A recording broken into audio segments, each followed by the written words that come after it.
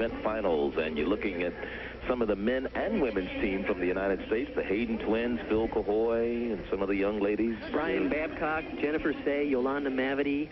A lot of heavyweights here, aren't they? Not only from the American team, but we've seen some of the top Russian and Soviet gymnasts on hand at the competition here as we get ready for the third individual apparatus. They're warming up on the balance beam.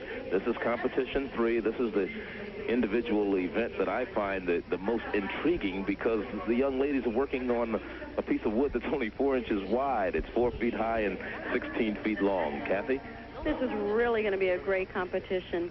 Right now we're watching 30-second warm-ups. That means each girl gets 30 seconds to try and warm up every skill in her balance beam routine. It's best to just get up there and try and learn to relax.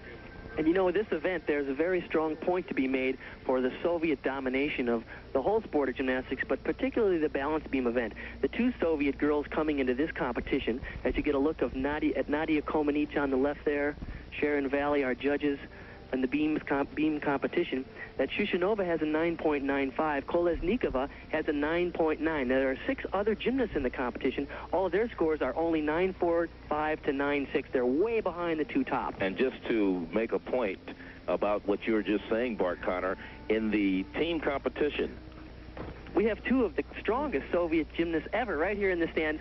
This is Olga Bicharova, who was the world champion in 1981, and the 1983 world champion, Natalia Yurchenko, from the Soviet Union. Both of these girls, world champions, and yet did not qualify for the final round of competition today. They're not good enough anymore. Not only Bicharova, but there's another young lady I was reading about, Olga, well, that's Bicharova there. We saw her, I believe, in the United States in April in the competition, Baraksanova. That was another young lady I was trying to think of who did not make it. That shows you the depth of the Soviet team. But we were talking a little bit before we recognized those young ladies, Bart, about the scores, and you were saying the 2 top scores in the competition are Soviets. Well, in the all-around, in the team competition, there were 5 scores, only 5 scores over 9-7, and they all belong to the Soviets.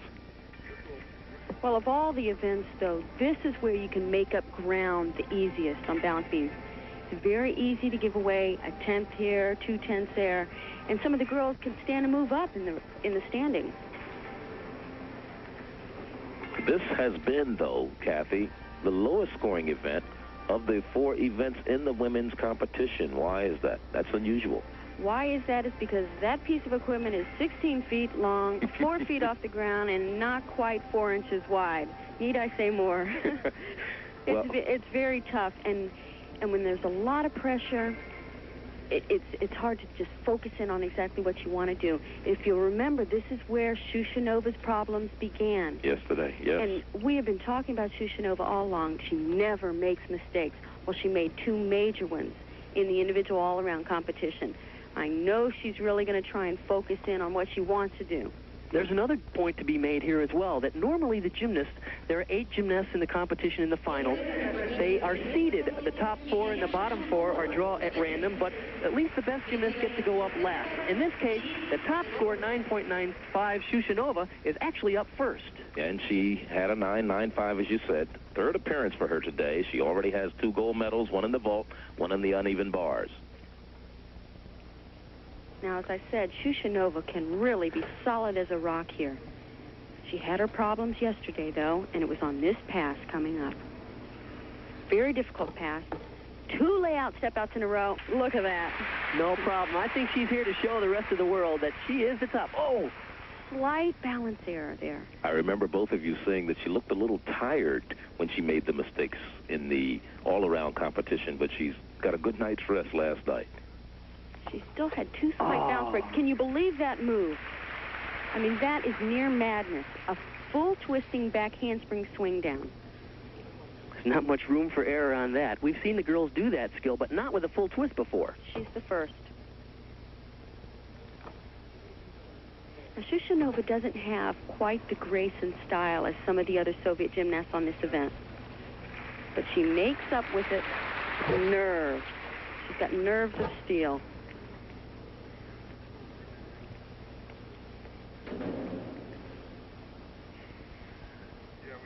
Comes ends her dismount.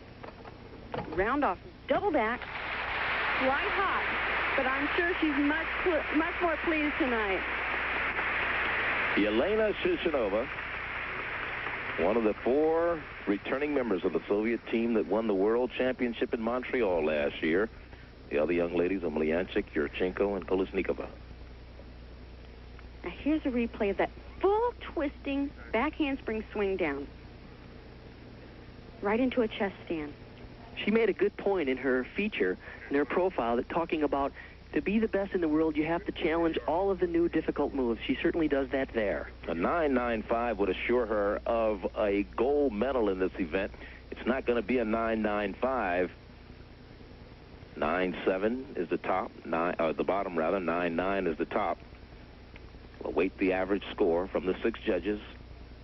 She doesn't look like she's too happy with her performance there. We do have the low score of 9.7 there, so that may be the reason for the wait. 2 9.7s, a 9.8, and 3 9.9s. But you have to understand that even though the scores are way up in the 9s, that these Soviet athletes are not pleased unless it's a perfect 10. She had a few balance breaks in there. So. Some of the East German women's team looking on. They look a little disinterested, actually, don't they? Like, what are we going to need to do to beat these girls from the Soviet Union? Yelena Shushunova, 2 gold medals already today. She would like to pick up a 3rd right here on the balance beam. But remember, Vera Kolesnikova, who comes into the competition with a 9.90, has still to do her routine. Again, we have that situation where the top scorers are leading off, an unusual circumstance in gymnastics. I think it's difficult for the judges as well. The first competitor out of the blocks, they're usually a little hesitant to throw the big scores, especially if the routine is that excellent, because the judges want to hang on to those big scores in case there are some more outstanding performers later up in the rotation. And they're well aware that Vera Kolesnikova is coming up. We saw a shot of Vera Kolesnikova standing there looking at Yelena Shushunova, so just like in the all-around competition, it came down to a battle between the Soviets as who was going to finish first or second. Why are we having this problem again, the 9.7, 9.9s, the disparity in the scores? Well, had she nailed a perfect routine, I'm sure the score would have gone right up. But she did have those couple of balance breaks. They're not quite sure what to do with it. They still got 7 other gymnasts to come. That's but right. They know she's one of the top. And the important point to make here is that the judging is subjective. So when there is a minor break in rhythm or a minor bobble in the exercises, the judges have an opportunity to take from 1/10 of a point up to 3/10 of a point. So some of these judges are more strict, and they're taking a bigger deduction for a minor mistake. So I think that's where the controversy lies. I don't think it's a question of difficulty. It's more a question of execution, and that's a subjective thing. Number 3, you see her standing waiting patiently. That's Luo Fang. And it's just as hard for the next young lady standing around waiting to perform as it is for the young lady who's just performed, because you're ready to go, and all of a sudden you're put on hold. In fact, quite a few of us will remember from the '84 Olympics in Los Angeles that actually happened to Julianne McNamara. She had to wait on the podium for how long, Kathy? Wasn't it? Almost 10 minutes. Almost 10 minutes waiting for the score. And I'm sure that's when your nerves really start to build up, because if you're actually ready to go, you step up there, you hate to have to wait. And it's probably worse on the uneven bars because the girls chalk down the bars, and that's important that the chalk is there and you do your routine on chalking it down just before you go up there. Again, that's Luo Fang of China. Maybe this is good for her. She's getting a little extra practice on the floor, doing a couple of full turns, trying to stay loose.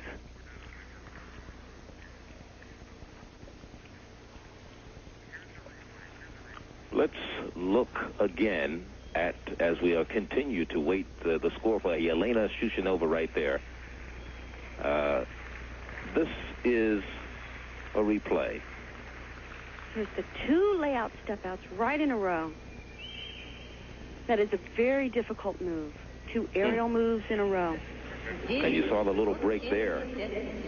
9-7-7. Another little break here. 7.75. They finally come up with a score that gives her a total of 19.725. She is the current leader, but remember, Vera Kolesnikova, who also comes into the competition with a 9.9, will be coming up. We'll be back with more Goodwill Games coverage after this.